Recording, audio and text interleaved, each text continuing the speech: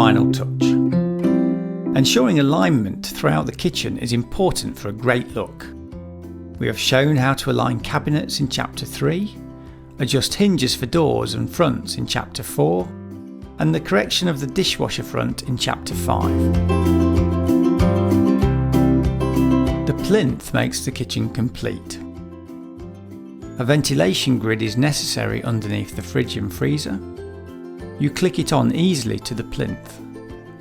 Put the grid in the middle under the integrated fridge and freezer. When putting down the plinth right under the cabinets, you can easily see where to place the plastic fittings on the plinth so that you attach them to the legs. Most likely you will need to add pieces of plinths together. That's easy.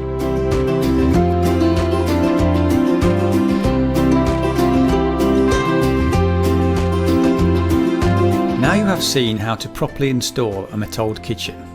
Use this knowledge to help your customers realise their dream kitchen.